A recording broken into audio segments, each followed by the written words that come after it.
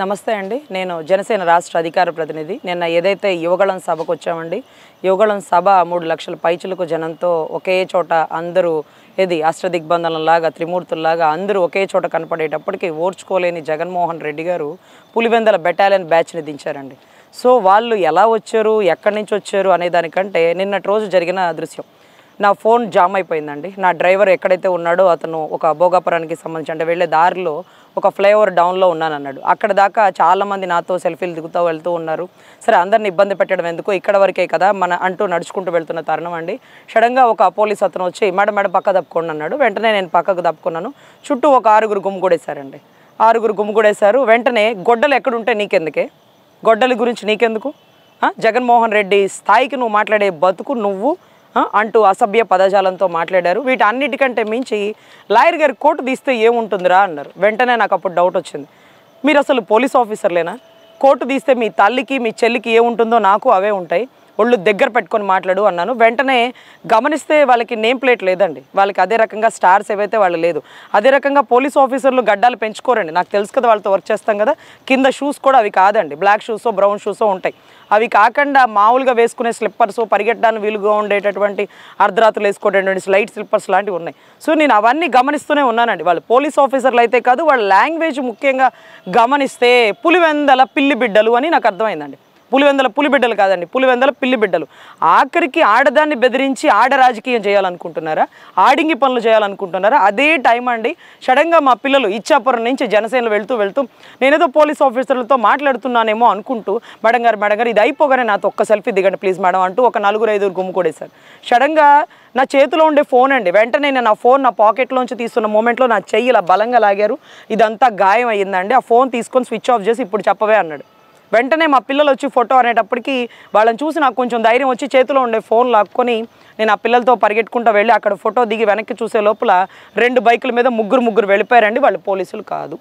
ఇదే పోలీసులని మేము ఇప్పుడే విజయనగరం పోలీస్ స్టేషన్కి వచ్చి, సార్ వాళ్ళు పోలీసులు కాదు దొంగలు, ఇలాగ వచ్చి పోలీస్ యూనిఫామ్ వేసుకొని వచ్చారు, మన బ్యాడ్జ్లు మన నేమ్ ప్లేట్లు ఏమీ లేవు సార్, వాళ్ళ క్యాప్లు కూడా లేవు సార్ అని కంప్లైంట్ ఇస్తుంటే సార్ చెప్తున్నారు, నిన్న మా కానిస్టేబుల్ ఫోన్ కూడా లాక్కొని ఇలాగే ఘటన చేశారమ్మా, వాళ్ళు 6 ఉన్నారు, ఇదే రకంగా మేము కూడా అది కంప్లైంట్ ఫైల్ చేస్తున్నాము, అతని మీద దాడి చేశారమ్మా అన్నాడు.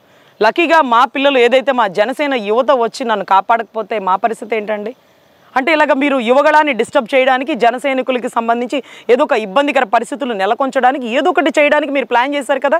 అంటే చూసి ఓర్చుకోలేకపోతున్నారా? కలిసి వెళ్తే మీరు ఎదుర్కోలేకపోతున్నారా? సింహం సింగిల్గా వచ్చిద్దన్నారా? మరి ఎందుకు ఇలా సింహం ఆడింగి పనులు చేస్తుంది, ఆడవాళ్ళని బెదిరిస్తుంది? మీరు బెదిరిస్తే భయపడిపోతారనుకున్నారా? ఇది రాజకీయం. లోపలికి దిగేటప్పుడే ప్రతి ఒక్కడు చావుకి ఎదిరించి వెళ్తాడు. అయినా మీకు తెలుసు నా గురించి, దిశ ఎన్కౌంటర్లో ప్రాణాలకు తెగించి పనిచేసిందని ఇవాళ మీ ఉడత జాడింపులకి మీ బెదిరింపులకి భయపడతాననుకున్నారా? అదే క్షణం ఒక్క మాట నేను మా పిల్లలకి కనుక చెప్పుంటే మిమ్మల్ని ముక్కలు చేసేసి ఉండేవాళ్ళు. కానీ గొడవలు కరెక్ట్ కాదు. నువ్వు బెదిరించడానికి వచ్చావు, నీ పని అయిపోయింది, నువ్వు పేమెంట్ తీసుకున్నంతవరకే, బెదిరించావు వెళ్ళిపో, అది నీ డ్యూటీ. సో అంతకుమించి నిన్ను కొట్టించి వాళ్ళు కొట్టుకుని ఇదంతా గలాట కరెక్ట్ కాదు అని నేను వెనక్కి తిరిగే లోపల నువ్వు పారిపోయావు. అది నీ రాజకీయం. ఆడవాళ్ళ ముందు నిలవలేక 6 మగపిల్లలు చిన్న పిల్లలను చూసి నువ్వు పారిపోయిన పరిస్థితి. సో నువ్వు మమ్మల్ని బెదిరించే స్థాయి, మా నాయకుడి గురించి చాలా అసభ్యమైన మాటలు మాట్లాడావు. మీరు చాలామంది మీరు ఎంత పేమెంట్ తీసుకున్నారో నాకైతే తెలియదు, కానీ ఈసారి జరగబోయే ఎలక్షన్స్లో సమాధానం అప్పుడు చెప్తాం. మీరు మాట్లాడిన ప్రతి మాటకి ఎలక్షన్ల గురించి, సీట్ల గురించి, మా నాయకుడి గురించి, మా రాజకీయం గురించి మీరు మాట్లాడారు.